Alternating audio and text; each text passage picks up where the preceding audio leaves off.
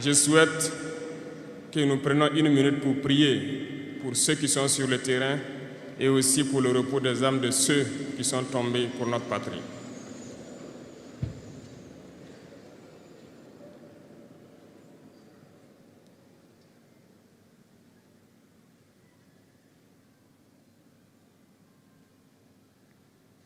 Je vous remercie.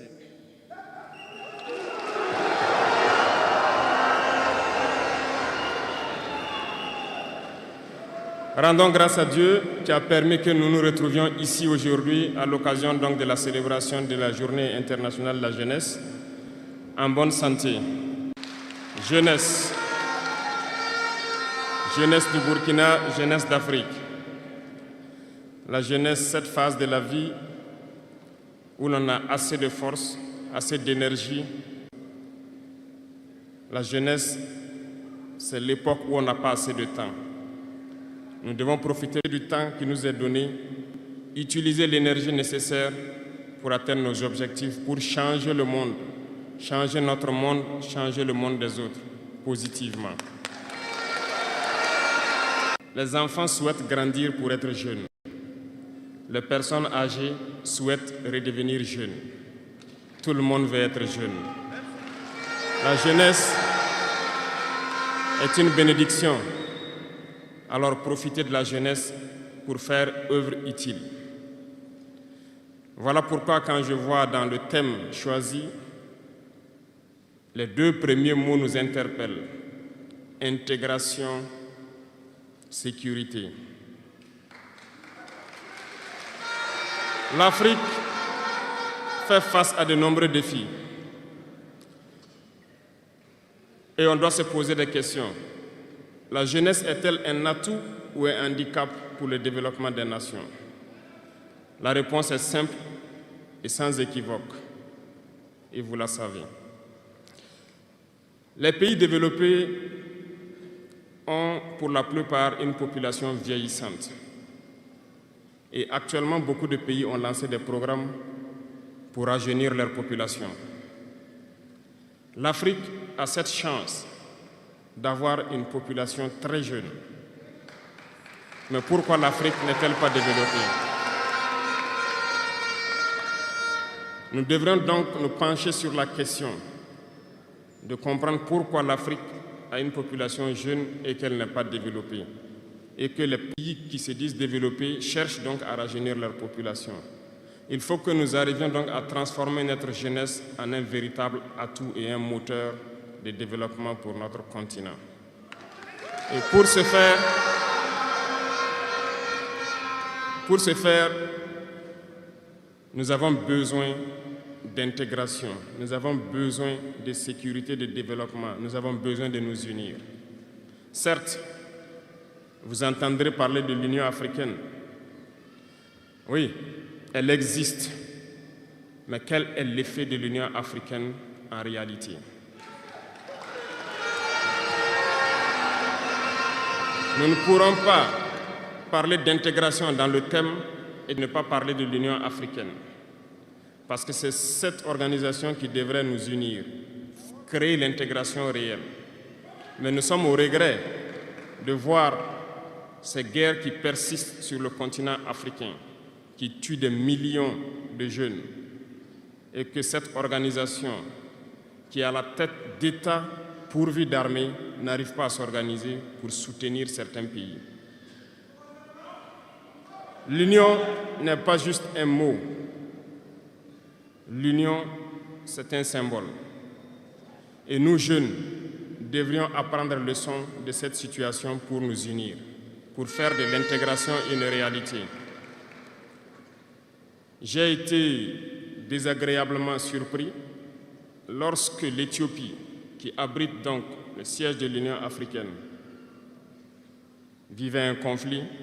Et quand j'ai vu le Premier ministre se mettre en treillis et annoncer fermer l'université à Addis Abeba pour faire face à la menace, je n'ai pas vu l'action de l'Union africaine pour protéger ces sièges. Les États occidentaux, pour la plupart, voyaient Addis Abeba tomber, ont plié bagages et partir. L'Éthiopie s'est battue à trouver une solution interne et vit plus ou moins en paix aujourd'hui. Les enfants du Congo meurent depuis des années. Plusieurs autres conflits, tels au Soudan, existent sur le continent. Nous aurions aimé voir l'Union africaine générer les forces et toutes les stratégies nécessaires pour soutenir ces États pour qu'ils puissent retrouver la paix. Depuis près de 10 ans, le Sahel est le théâtre du terrorisme international. Mais nous ne voyons aucun soutien de ces organisations pour trouver une solution à ce problème.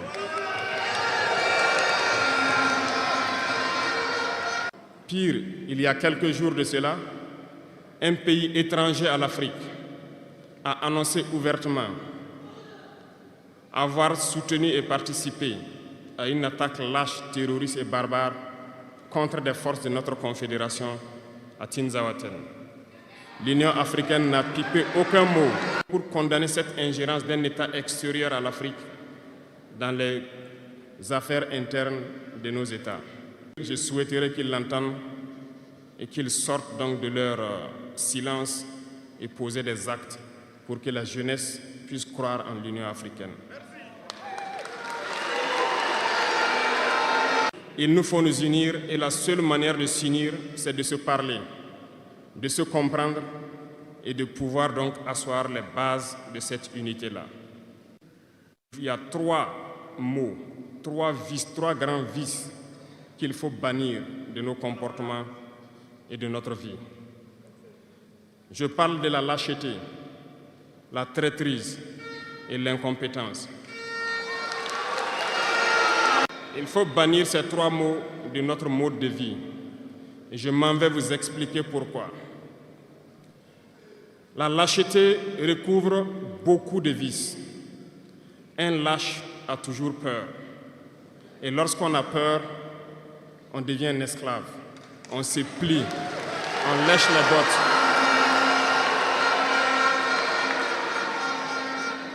Nos ancêtres n'ont pas été lâches. Et si nous sommes lâches, nos enfants vont nous poser des questions. Imaginez qu'au Burkina, nous refusions de nous battre et nous acceptons de nous soumettre, de vivre l'esclavage. Demain, nos enfants grandiront. Ils se poseront des questions.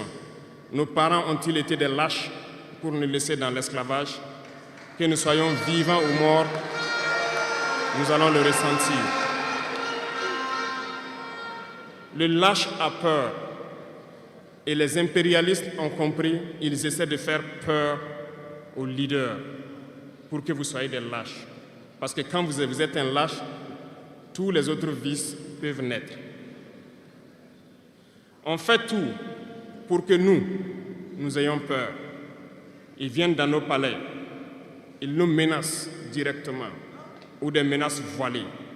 Bien sûr, nous répondons comme il le faut. Ils prennent chaque fois des exemples. Ils nous diront, vous savez, Thomas Sankara a essayé de faire comme ça, mais il est où? Il est mort. Le président haïtien, il a essayé de faire comme ça, il est où? Il est mort. Kadhafi a essayé comme ça, il est où? Il est mort. Voilà des propos qu'on nous tient de manière voilée pour nous faire peur. Et pire, nous voyons aussi souvent certains jeunes essayer d'emboîter le pas d'une autre manière. On peut les entendre dire « telle personne a régné ainsi, il est à la CPI. Telle personne a régné ainsi, il est en prison. » Tout ça pour essayer de nous faire peur, pour qu'on devienne des lâches. Mais je pense qu'ils n'ont pas compris quelque chose. Quand nous disons la patrie ou la mort, nous vaincrons, ce n'est pas qu'une phrase, ça a tout son sens. Nous n'avons pas peur et nous n'aurons jamais peur. Nous continuerons notre lutte.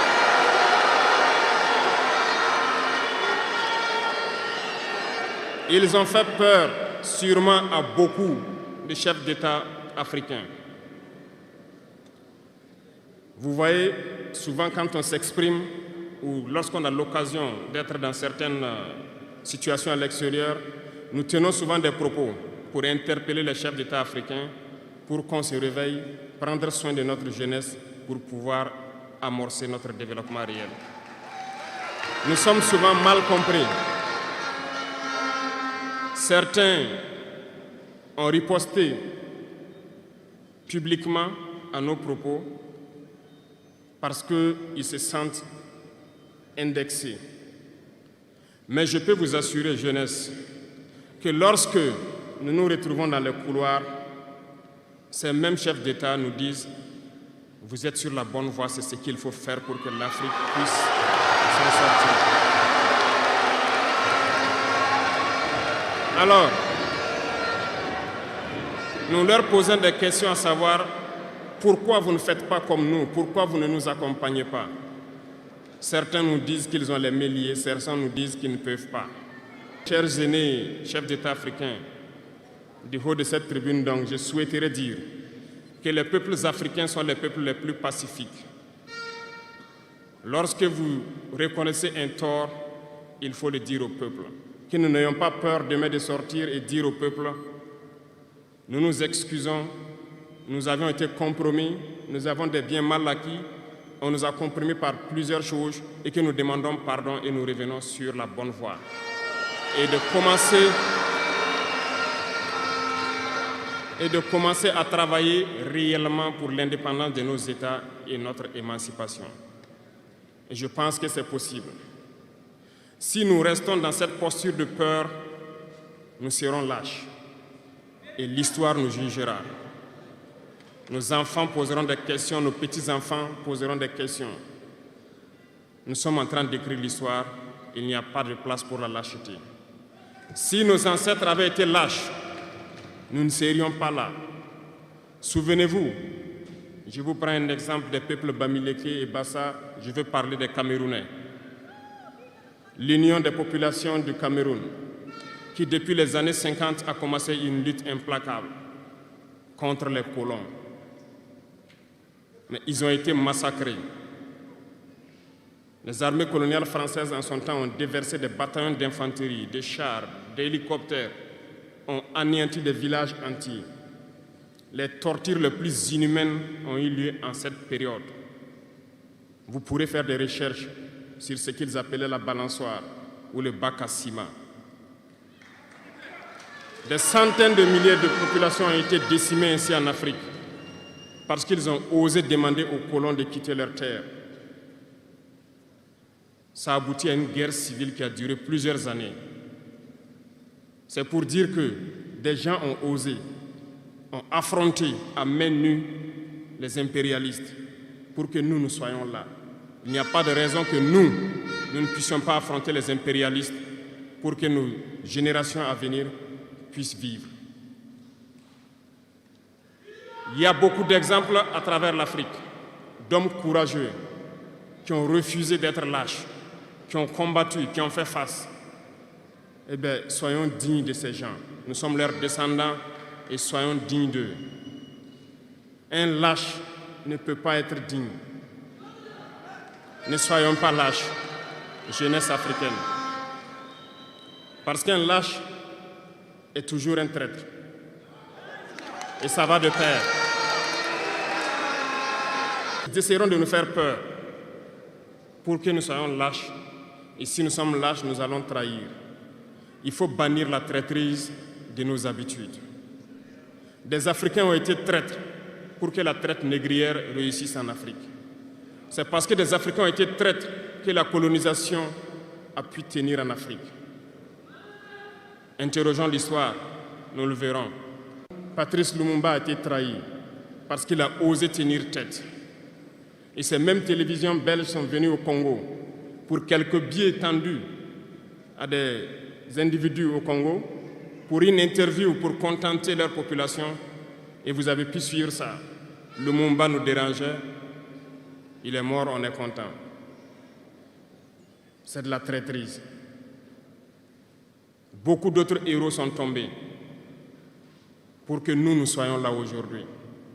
Et c'est une technique de l'impérialisme, de faire peur aux autres en menant des actions pour réellement créer la terreur. Ça n'a pas commencé aujourd'hui.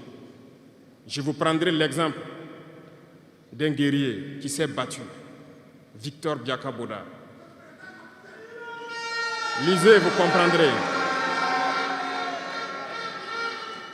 Il est issu d'une famille de chefs, pas de la chefferie donnée par le colon. Il était un enfant digne. Il a fait ses études au Sénégal. Il est venu médecin en Guinée. Et lorsque le RDA a été créé, il a rejoint la Côte d'Ivoire pour mener le combat contre les impérialistes, contre les envahisseurs, contre le colon. Il a essayé d'organiser la société ivoirienne. Partout, les gens ont commencé à porter la voix. Il y avait en son temps un général Péchou qui a fait massacrer les populations ivoiriennes pour que jamais cet esprit de liberté ne puisse germer. Il a continué son combat aux côtés de Félix Houphouët-Boigny. Ils ont lutté, mais le plus virulent était Victor Biakaboda. Il représentait une menace pour les impérialistes. Qu'ont-ils fait?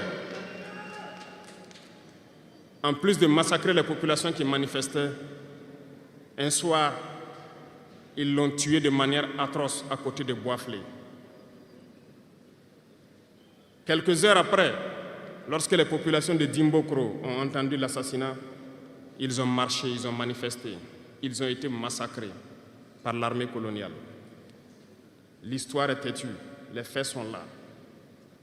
Après sa mort, qui a fait peur à Félix Houphouët-Boigny, ils l'ont appelé et il dit « Si vous continuez la lutte, vous connaîtrez le même sort ». Il a eu peur et il s'est rallié à l'impérialisme. Il a été nommé ministre en France et plus tard il est venu prendre les rênes de la Côte d'Ivoire. Et ils l'ont utilisé pour éliminer beaucoup d'autres personnes qui osaient lever la voix. Et je pense que Thomas Sankara est un bel exemple.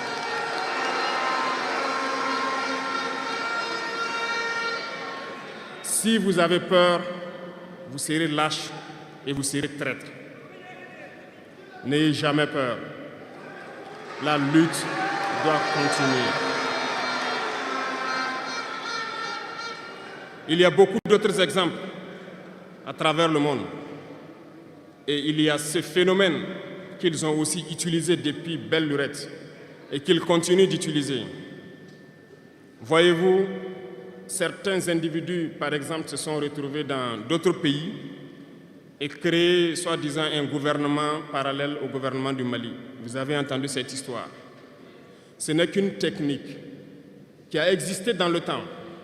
Je vais vous prendre l'exemple de Ahmed Chalabi, l'Irak.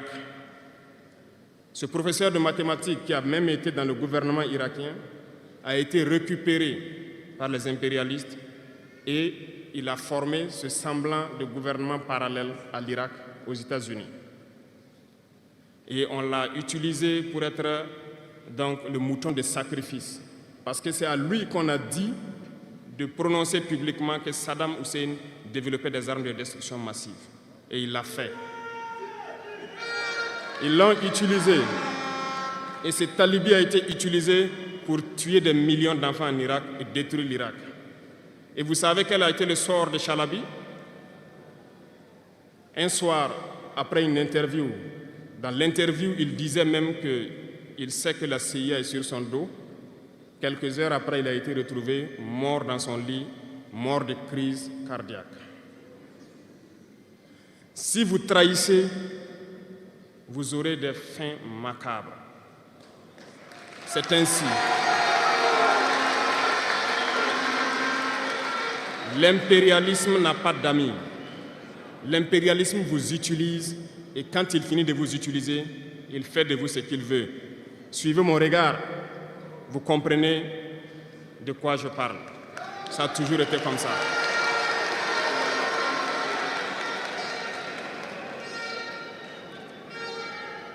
Le troisième vice, c'est l'incompétence. L'incompétence est un phénomène très dangereux qu'ils ont utilisé pour détruire la société africaine. Dans nos administrations, il y a beaucoup d'incompétence. Reconnaissons-le. Les incompétents ont beaucoup de place à côté de l'impérialisme. Parce que les incompétents peuvent plomber le développement d'un pays. Les incompétents peuvent vous amener à douter de vous. Les incompétents aiment la facilité. Les incompétents aiment tout pour eux seuls. Les incompétents n'aiment pas ceux qui sont compétents. Ils n'aiment pas ceux qui innovent, ceux qui cherchent. Les incompétents sont dangereux. Lorsque vous êtes éclairé, l'incompétent ne vous aime pas. Lorsque vous voulez innover, l'incompétent ne vous aime pas. L'incompétent sait reconnaître celui qui est compétent et il va le combattre jusqu'à son dernier souffle parce qu'il a peur de celui qui est compétent.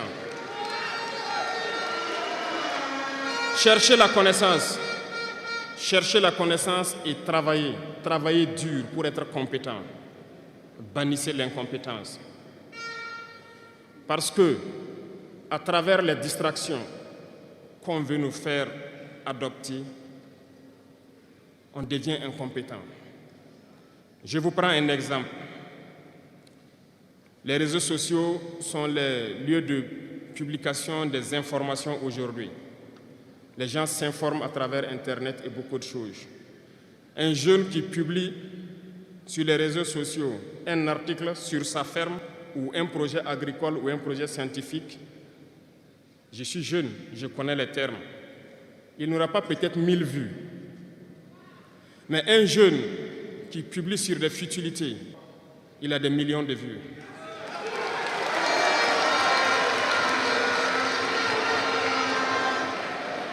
Justement, on veut vous faire perdre du temps dans les futilités. Prenez conscience.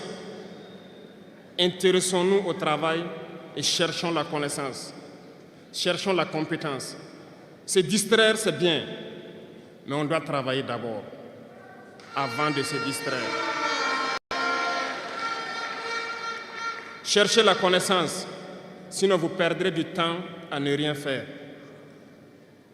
Et la jeunesse, c'est l'époque, c'est la période où il faut exploiter son temps à bon escient. Les impérialistes le savent. Voilà pourquoi ils vont multiplier tout ce qui est événement de distraction.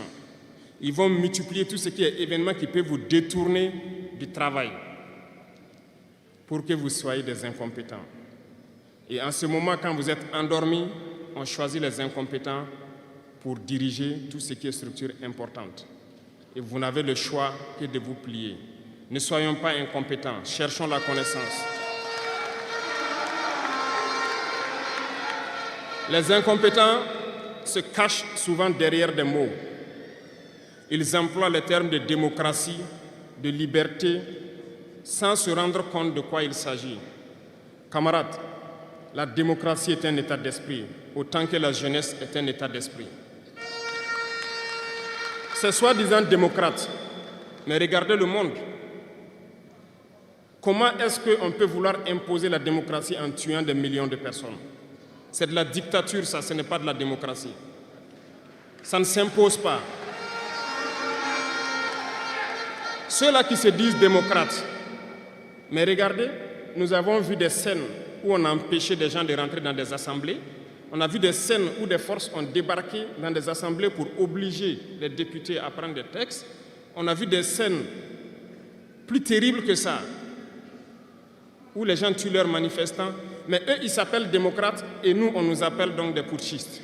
Si c'est ça la démocratie, je répète, nous ne voulons pas de cette démocratie.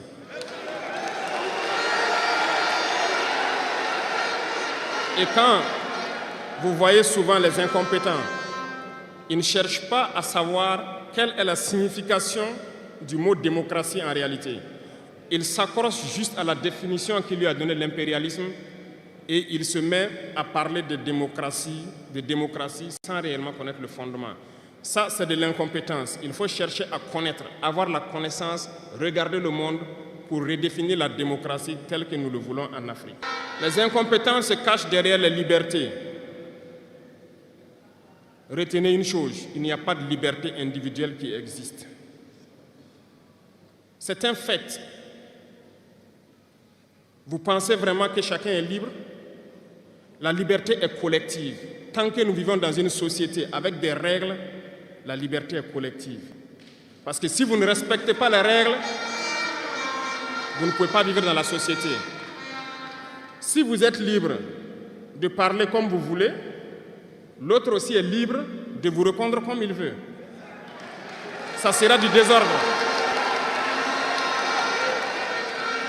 Si vous êtes libre de rouler dans la rue et de passer le feu rouge comme vous voulez, l'autre est libre de passer aussi et de vous cogner.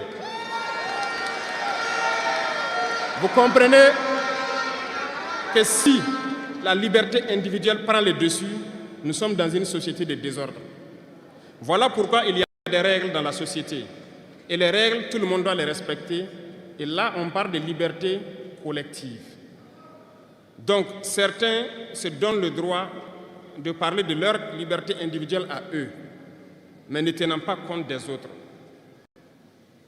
Je pense que ça fait partie aussi de l'incompétence, parce qu'ils ne cherchent pas à comprendre, ils s'arrogent les droits que peut-être les États les ont donnés pour sévir, pour faire tout pour eux, en négligeant les libertés des autres. Non, la liberté est collective. Avant de poser un acte, on pense à la liberté d'autrui. Et nous ne devons pas transcender la liberté des autres. Donc ça fait qu'on doit avoir de la réserve. Et une fois qu'on a de la réserve, la liberté individuelle n'existe pas. La liberté est collective. Et nous devons avoir cette culture de liberté collective.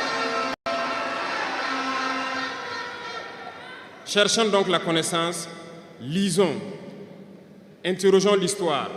Ne lisez pas l'histoire écrite en leur faveur.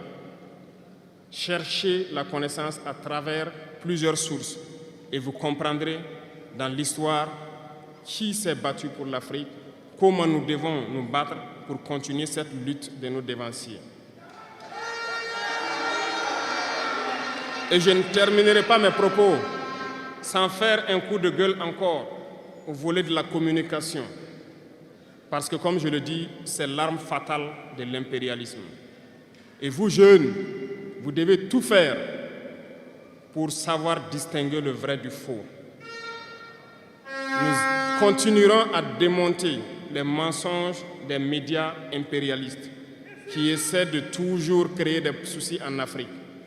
Parce que ces médias, par leur bouche, ils peuvent vous rendre un roi demain. Par leur bouche, ils peuvent vous faire quitter de votre position de roi et vous rendre un piètre esclave demain. Faites attention. Je suivais une émission, malheureusement, il n'y a pas longtemps, burkinabé, où un jeune journaliste a sorti une phrase qui m'a laissé un peu perplexe. Il parlait de la Corée du Nord. Et le journaliste a dit, mais il meurt de faim en Corée du Nord. A-t-il pris le soin d'aller en Corée du Nord enquêter pour voir vraiment s'il meurt de faim? L'idée que les médias impérialistes ont vendu de la Corée du Nord est plus développée que beaucoup de pays européens. Et parce que ces médias nous disent la Corée du Nord c'est la dictature, les gens meurent de faim, ils sont pauvres, ils n'ont rien, on prend ça ainsi. Mais la Corée du Nord est une puissance nucléaire, comment est-ce qu'ils ont fait?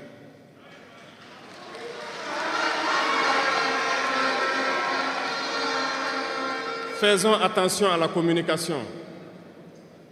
Il ne faut pas suivre de manière aveugle ces médias menteurs qui ne cherchent qu'à diviser l'Afrique. C'est logique, ils se battent pour les intérêts de leur peuple. Et l'intérêt de leur peuple, c'est que l'Afrique soit divisée. Alors, jeunesse du Burkina, jeunesse d'Afrique, il faut qu'on s'unisse. Il faut bannir la lâcheté, il faut bannir l'incompétence, il faut bannir la traîtrise et tous les vices dans nos sociétés. Je vous invite à repartir encore lire, à se mettre au travail pour que l'Afrique que nous voulons, autosuffisante, soit une réalité. Pour que l'Afrique que nous voulons pour un développement harmonieux soit une réalité. Parce que je reviens sur votre thème. Il n'y a pas de paix et de sécurité sans développement. Les deux vont de pair. S'il n'y a pas de développement, il n'y a pas de sécurité. Parce que s'il n'y a pas de développement, la jeunesse va forcément se retrouver dans les vices. Et il n'y aura pas de sécurité. S'il n'y a pas de sécurité aussi, il n'y a pas de développement. Donc les deux doivent aller de pair. Intégrons cela dans nos combats pour que nous puissions nous battre et nous développer. Allons-y vers la production, produisons suffisamment, transformons sur place nos matières premières pour que ce soit bénéfique pour nos populations et envie d'exporter cela. La patrie ou la mort.